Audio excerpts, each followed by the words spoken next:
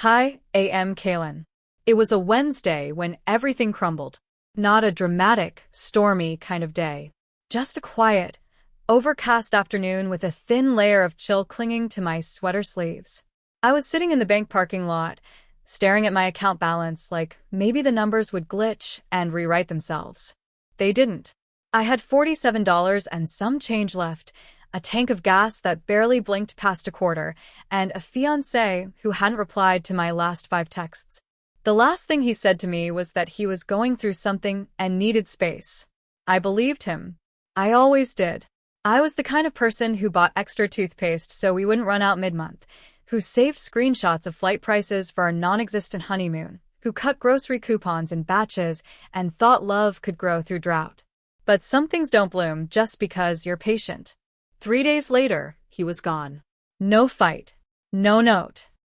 Just a cleared-out drawer, a toothbrush missing from the sink, and a receipt under the last message I ever sent him. "Are we okay?" I had asked. And apparently, that silence meant no. We were not okay.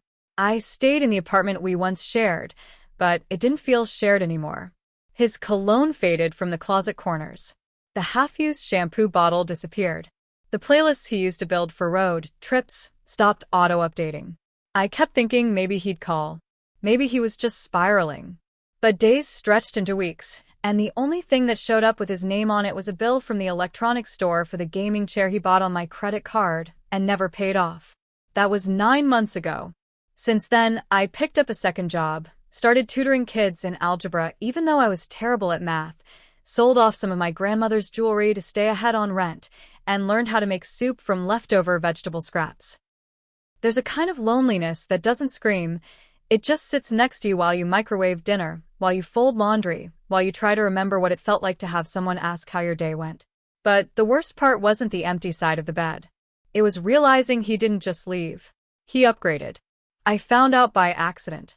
A client I freelance for asked me to draft up a few copy lines for a new boutique wedding venue's soft launch. Their social media had just started gaining traction, so I clicked through to do my usual research. There, right in the middle of their pre-launch gallery, was a picture. He stood on a marble staircase beside a woman in a champagne-colored gown. Her hand rested lightly on his chest. The caption read, "Our new beginning starts here. Forever isn't long enough." And below that, her name, Delaney Marchand. The last name alone froze the breath in my lungs. Marchand. As in Marchand Enterprises. As in billionaire-level heiress to a real estate dynasty that bought up half of the downtown skyline last year. I thought it might be a coincidence. It wasn't. The more I looked, the more I realized everything I'd once imagined for us was now hers. The venue was booked out for December. The ring on her finger shimmered in the soft filter of professional lighting. A vintage-cut diamond, elegant and pristine. Not like the modest band we picked out together after visiting 3 jewelers with a shared Google Doc to track prices. I had been planning a wedding in spreadsheets and savings apps. She was planning hers in luxury catalogs and private stylists. And the man I used to cook late-night pasta with now looked like he belonged in a cologne ad, not in the tiny photos I kept buried in my phone's archive folder. I didn't cry. I didn't scream. I stared at the screen until the pixels blurred and my eyes ached. There was no closure. No he paleri. Just a new timeline where I didn't exist. I deleted the app, cleared my browser, and tried to breathe past the weight in my chest. The worst part wasn't that he left me when I was broke. It was that he had waited until I had nothing left to offer before walking away. Like I had expired. Like I had served my purpose and could now be replaced. But I didn't chase. I didn't try to win him back. I just kept moving. I started walking dogs on weekends, took every boring transcription gig I could find, and cut corners so hard they scraped.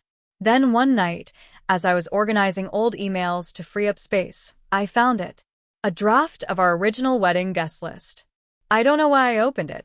Habit, maybe. Or masochism. I scrolled through the names until one line stopped me. His name. Still on it. I had never taken it off. I had never updated the list at all. And then, because the universe has the kind of humor that kicks you while you're healing, an RSVP came in 3 weeks later. Not from him. From her. Delaney Marchand. RSVP. 2 guests attending. I read it 3 times. A chill ran down my spine, so clean it felt surgical. They were coming. Not just to the city. To my wedding. You might be wondering what wedding. Well, see, life is weird. 1 month after that RSVP, I was no longer broke. I had just been hired full-time by a tech startup in UX writing, which paid better than anything I'd ever earned. And during that same month, I reconnected with an old college friend at a networking event. Misha. We'd once shared a philosophy class and a bad group project. Turns out he was now a senior analyst at a fintech firm and single after a messy breakup. We grabbed coffee. Then we got dinner. Then we started laughing like we had never stopped. 6 months later, he proposed under the city's old stone bridge during a rainstorm, and I said yes without hesitation. Not because he was perfect, but because he saw the version of me that had survived all the falling apart. And now the man who once left me for being too unstable during a rough patch was coming to my wedding with a woman whose family likely vacationed in private islands with names I couldn't pronounce. There was no note in the RSVP. No snide comment. Just that bland checkmark next to the attending box that felt more like a dare than a gesture. I wasn't sure why they were coming. Maybe to gloat. Maybe to scope.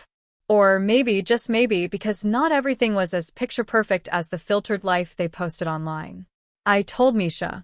He didn't flinch. He just asked if I wanted them uninvited. I told him no. Let them come. Let them see. I wasn't who I used to be. I didn't need to prove that to them.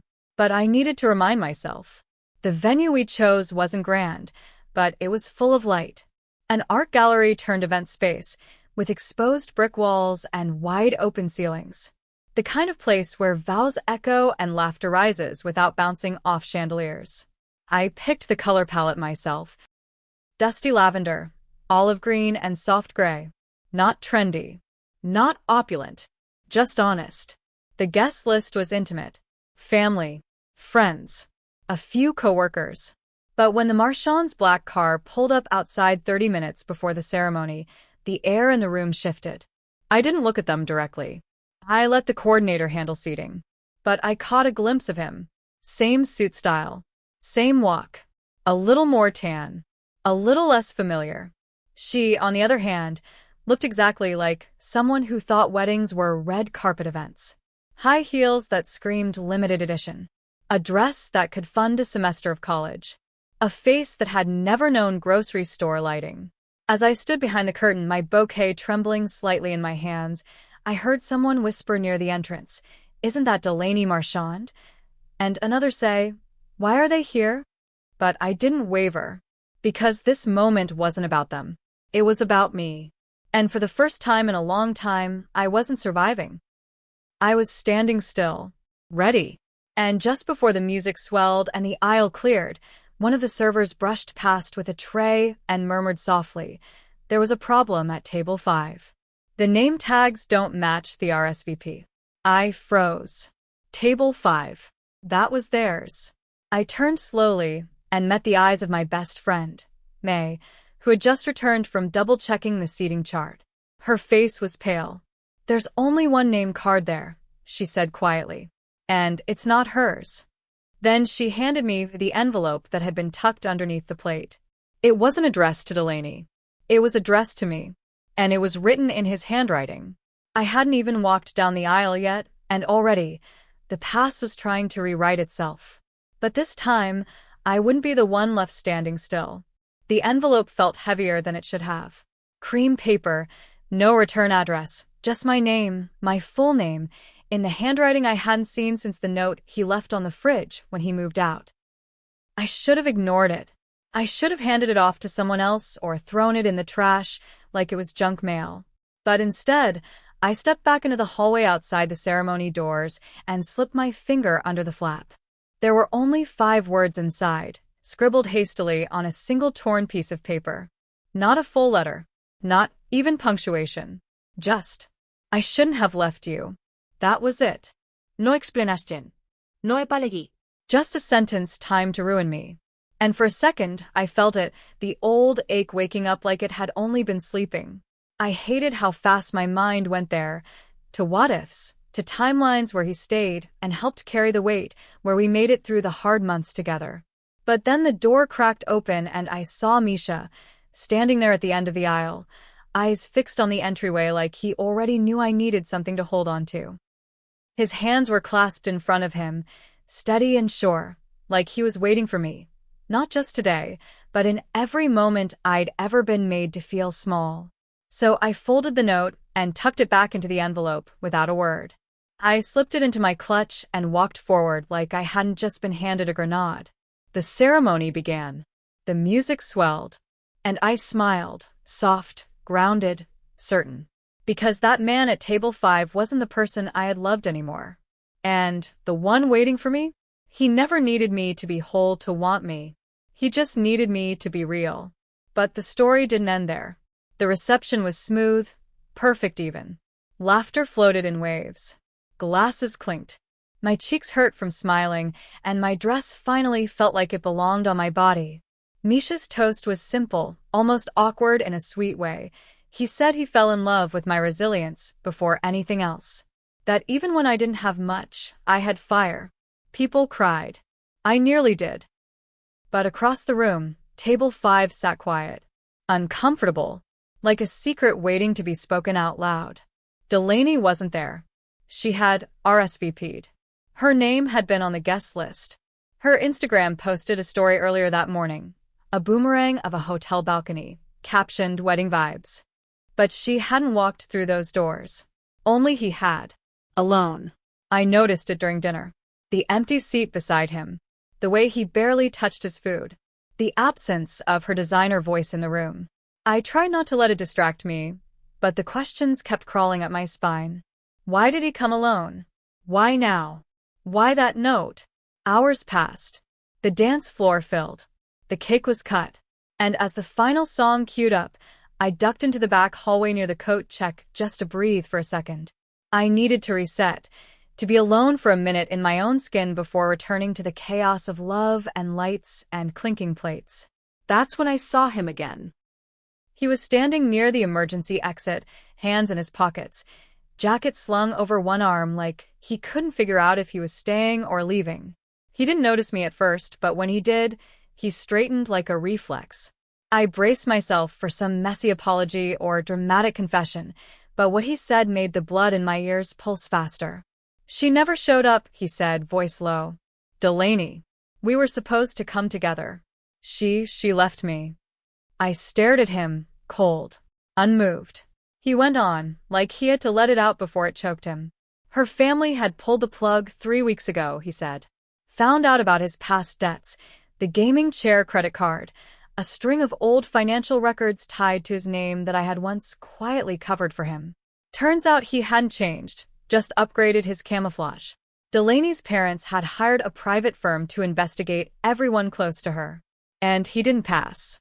She said I was a project, not a partner, he added, almost bitter. Said I wanted her to fix me. And maybe he did. Maybe that was always the point. He looked at me then, really looked, like maybe for the first time in his life, he was seeing what he'd lost. But I wasn't about to offer sympathy. Not to someone who walked out when I was still counting coins and calling ramen dinner. I didn't reply. I just stared unmoved, until he added one more thing, soft and almost childlike. You look happy, he said. For real this time. I nodded once, because it was true. I wasn't just playing the part of someone healed. I was healing. Slow, solid, on my own terms. Then he said it, his final twist. I came to give you something back, he said, reaching into his jacket and pulling out a small velvet pouch. Inside was the ring. The one we had picked out together years ago. The one I thought he had returned or sold. But here it was, untouched, unworn. A symbol of a future that had never arrived. He handed it to me without a word. Not a proposal. Not a plea. Just an artifact. And for some reason I'll never fully understand, I took it, maybe because I needed to. To close the loop. To know that I wasn't making it all up, that it had once been real. Then I walked away. I didn't look back. Didn't tell Misha. Not yet. That was a truth I needed to sit with alone. But life wasn't finished twisting. The next morning, while clearing out the gift table, May handed me a wrapped box with no tag. Inside was a flash drive. I plugged it into my laptop out of curiosity. What loaded wasn't a virus or a weird wedding prank. It was a folder, labeled, "You deserve to know." Inside were screenshots. Dozens of them. Messages between him and Delaney. Photos of account statements. Conversations with his friends bragging about how he was trading up and finally scoring a girl with a yacht. The worst was a memo from 8 months ago, 2 weeks after he left me, telling someone he was only with me for stability. That he had to ride it out until something better came. My stomach turned. Not because I didn't already suspect, but because now I had proof. It was May who guessed it first.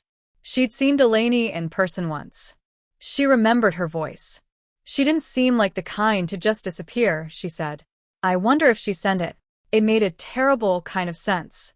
Maybe Delaney had figured him out too late.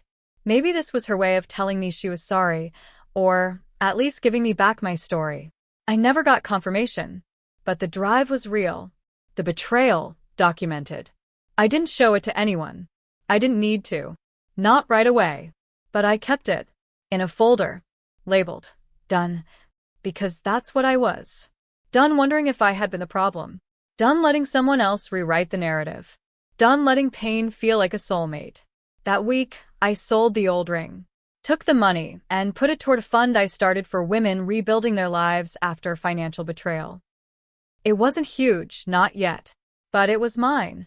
Just like the peace I was starting to find. And for the first time, I wasn't scared of silence. Because this time, it didn't mean abandonment. It meant clarity. Later that month, I opened an email from an old mutual friend of ours, someone who had drifted away after the breakup. Her message was short. I didn't know everything. I should have believed you. I'm sorry. Attached was a link to a forum thread he had once posted in, under a username I immediately recognized. In it, he talked openly about keeping women around until you level up. It wasn't even private.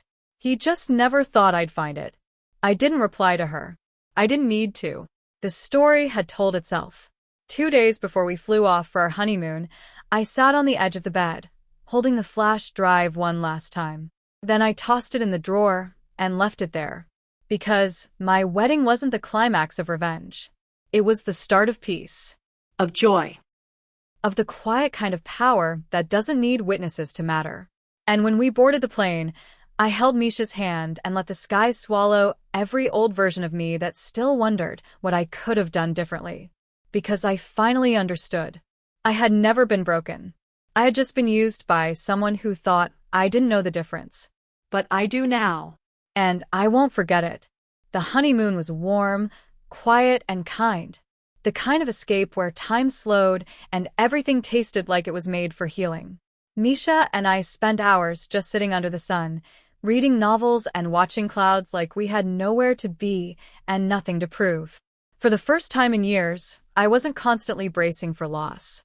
There were no surprise texts, no silent treatments, no twisted knots in my stomach disguised as intuition. Just clean air, deep sleep, and the realization that peace doesn't feel like fireworks, it feels like breathing without having to explain why you're gasping. But life doesn't stay quiet for long. 2 weeks after we came back, I got a message request from an unknown number.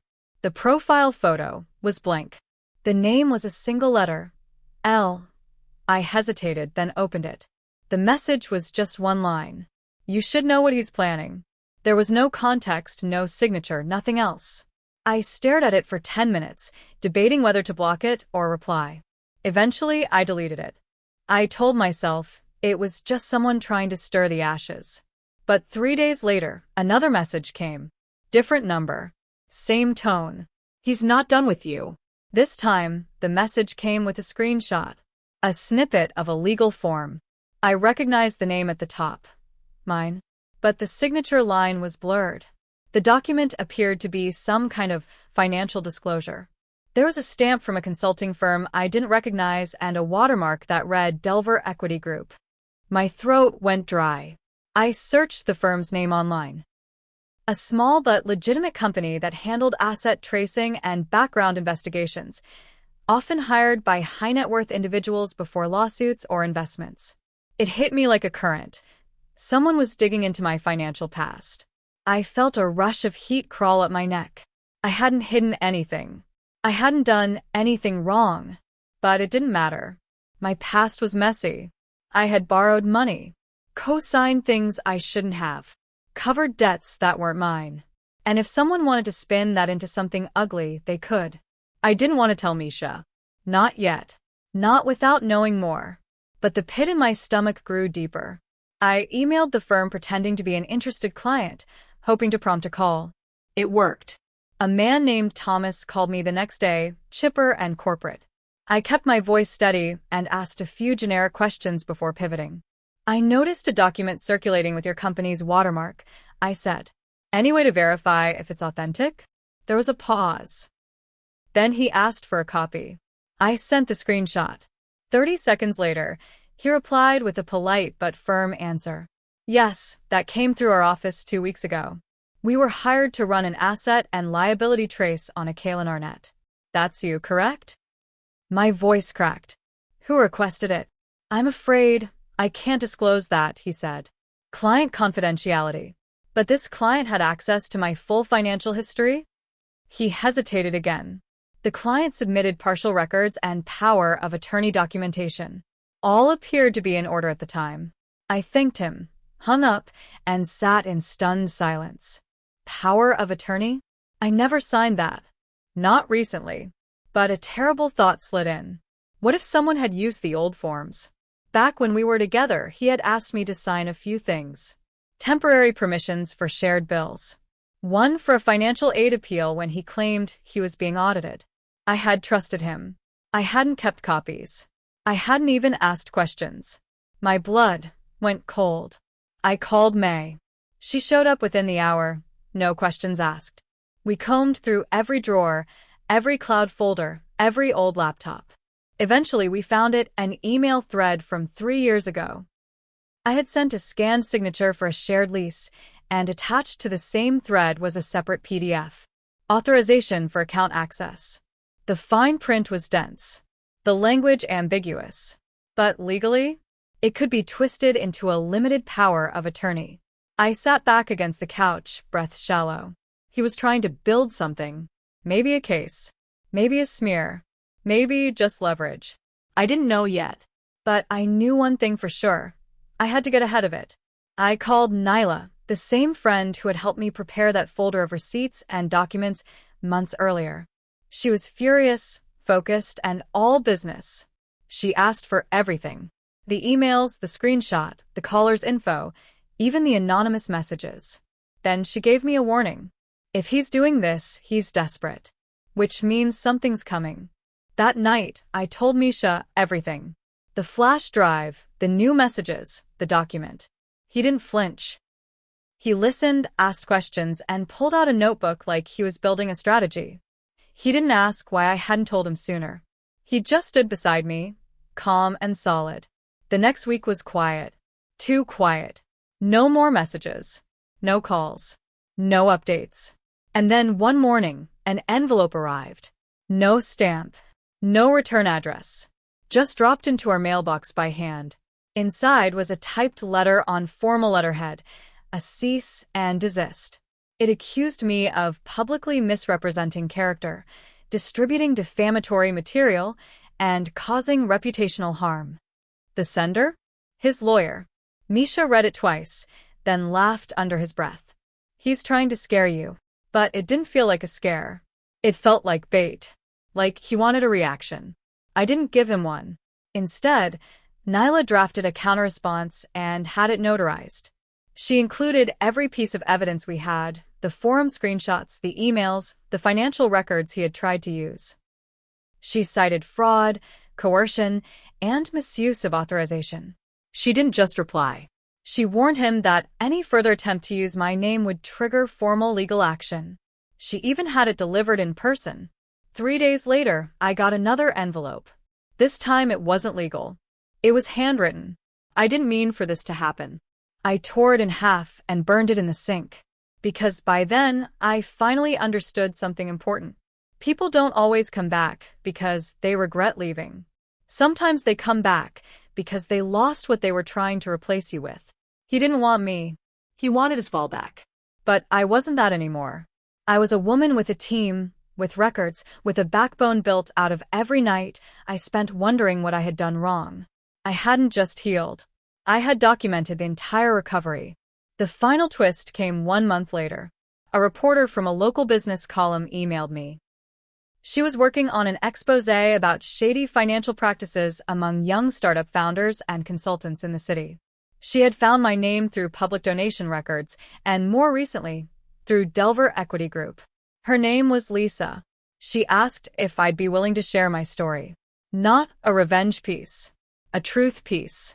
One about recovery, documentation, and how easily women are manipulated into being someone's insurance policy. I thought about it for days. Then I agreed. On one condition: names would be redacted. Because this wasn't about punishing him. It was about liberating anyone who thought they had to stay quiet to stay dignified. When the article dropped, it didn't go viral. It didn't cause a storm. But quietly it spread. My inbox filled with quiet echoes. Thank you. This happened to me too. I thought I was alone. The impact wasn't loud. It was echoed healing. And that meant everything.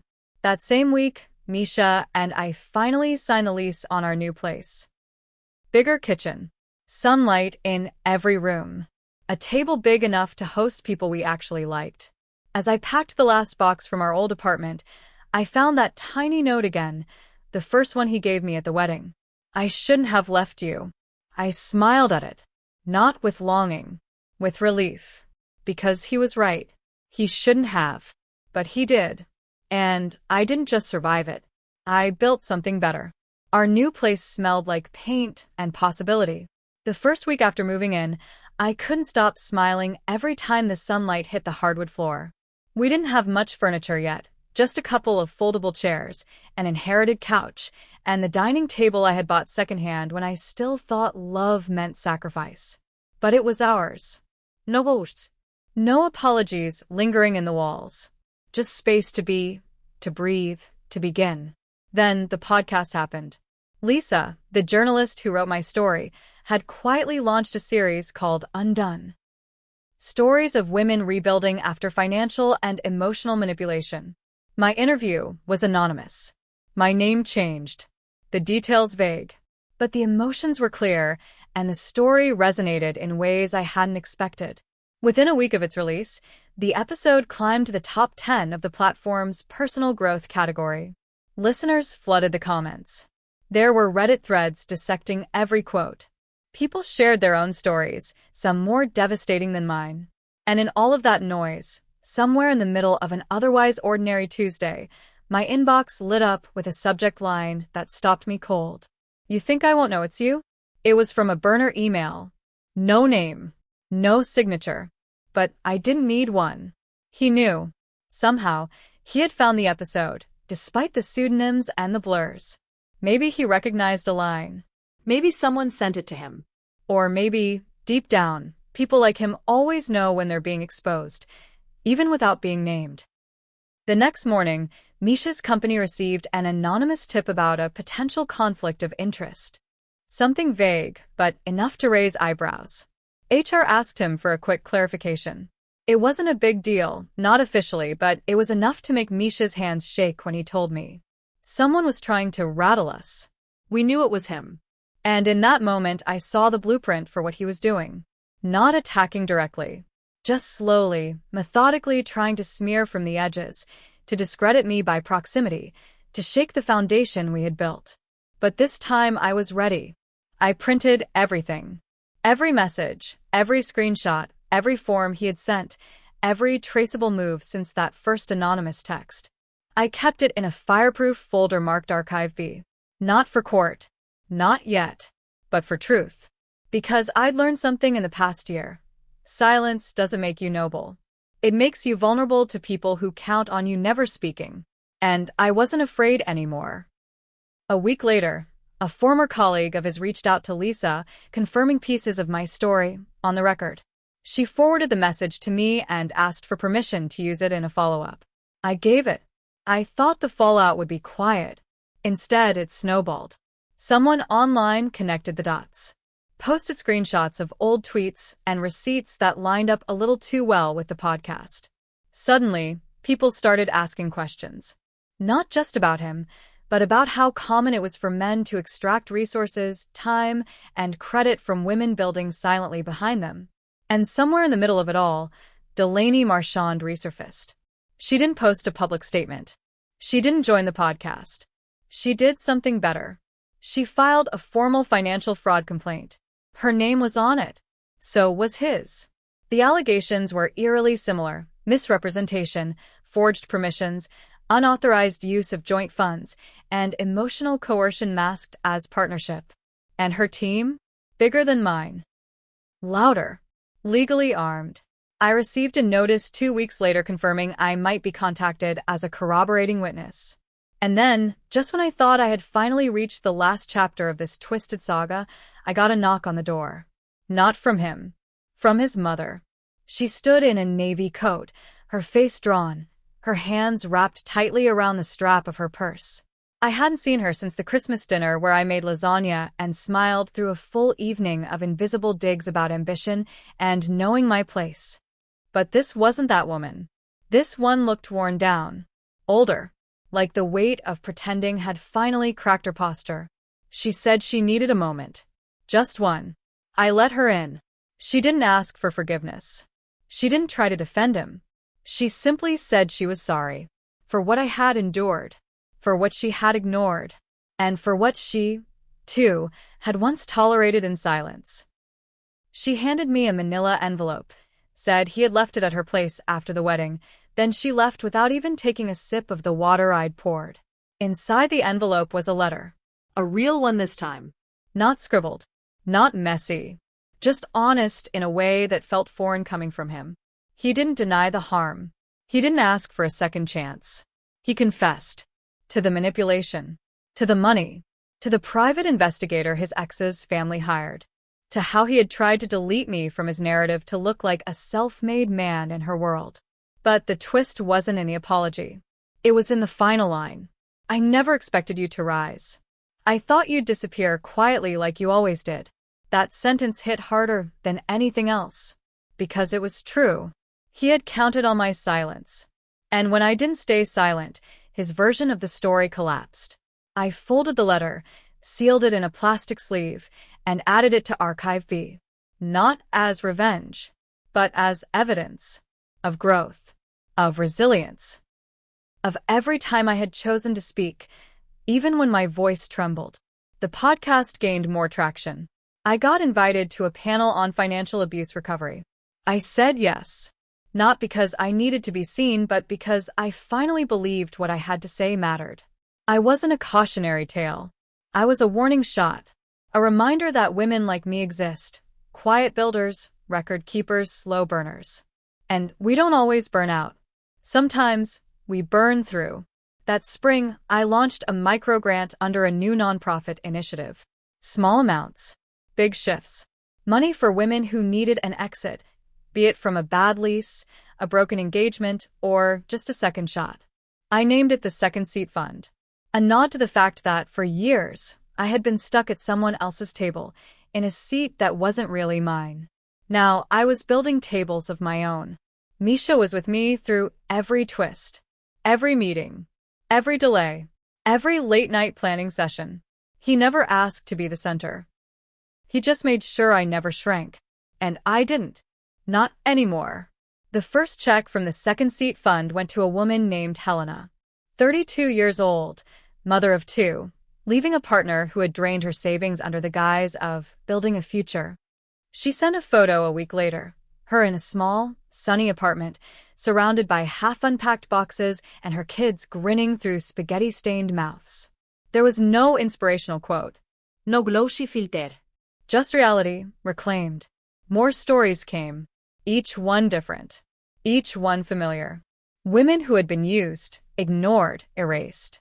Not just by partners, but by families, friends, systems. The microgrants weren't huge, but they were enough. Enough to move. Enough to start. Enough to believe in possible again.